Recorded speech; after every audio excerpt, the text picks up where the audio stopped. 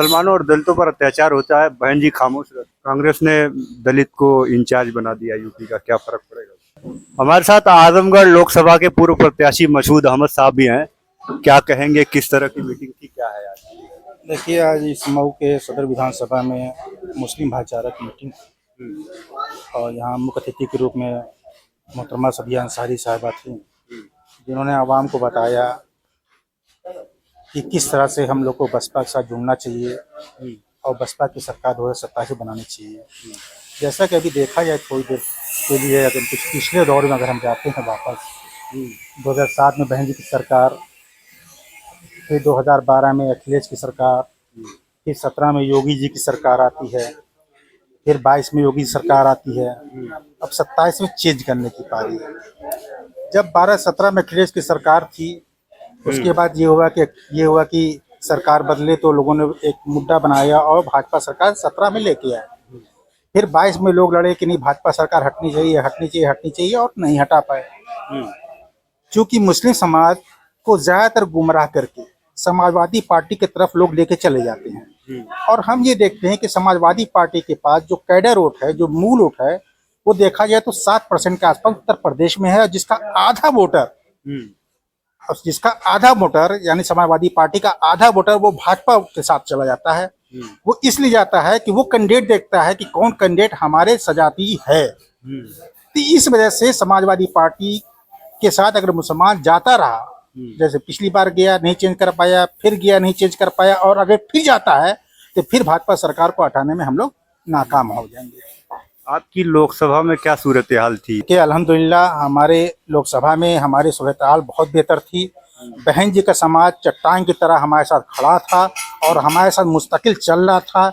हम लोग सुबह 6 बजे उठते थे, रात 11 बजे कैंपेनिंग करके वापस लौटते थे। बहन जी का समाज हमारे साथ परमानेंट चलता था। इसके साथ साथ हमारे साथ अन्य समाज के लोग, जो ठाकुर, भुइयार, पंडित, यादव, मुसलमान, वो तमाम सारे जातियों और धर्मों के लोग हमारे साथ जुड़े रहे, जिसकी वजह से हमने जो है बहुत अच्छा वोट पाने में कामयाब रहे। आजमगढ़ से सांसद थे अखिलेश यादव, उनकी क्या? देखिए, अब आजमगढ़ ना देखिए, पहले तो अपना मऊ देख लीजिए, जहाँ पे ओम प्रकाश राजभर साहब की पार्टी के विधायक हैं, और आज ओम प्रकाश राजभर साहब कहाँ भाजपा में है। मुसलमानों ने तो वोट देकर के ओम प्रकाश राजभर जी के कैंडिडेट को जिताया, अब्बास अंसारी साहब को शायद, और आज वो उनके पार्टी के जो मुखिया है वो भाजपा में है। अब ये बताइए कि यहाँ पे मुसलमान विकास कैसे होगा? पूर्वांचल में तो दबदबा है ना सपा का? नहीं, कहीं दबदबा नहीं है। पूर्वांचल की तो जनता समझ रही है। सन 2000 अभी आप उठा के रिकॉर्ड देखें, 12 से लेकर 17 के बीच में समाजवादी पार्टी की सरकार में 400 करीब दंगे हुए हैं। गूगल बाबा से आप पता कर लीजिए। हम तो भाजपा से दूरी मुसलमान इसलिए बनाए रहता है कि गुजरात दंगा हुआ, उसका प्रचार हमारे अबू आसिम साहब समाजवादी पार्टी के बड़े से नेता हैं, इतनी बड़ी एक फोटो लेके चलते थे और दिखाते थे, देखो गुजरात में दंगा हुआ और ऐसे हुआ वैसे हुआ। मुसलमानों को गुमराह करके समाजवादी पार्टी की तरफ मोड़ दिया, और ये नहीं बताते हैं कि हमारे पार्टी की मुखिया के सरकार के वक्त 400 दंगे हुए, और जो मुजफ्फरनगर का दंगा हुआ वो दंगा गुजरात से बड़ा दंगा था। ये अबू आसिम साहब ने कौम के लोगों को नहीं बताते हैं। वो क्या है, वो तो एक तरह देखा जो उद्योगपति लोग हैं, व्यापारी लोग हैं। वो तो अपना व्यापार बचाने के लिए, अपना उद्योग धंधा बचाने के लिए मुसलमानों को, जो गरीब जनता होती है, उसको गुमराह किए हुए हैं।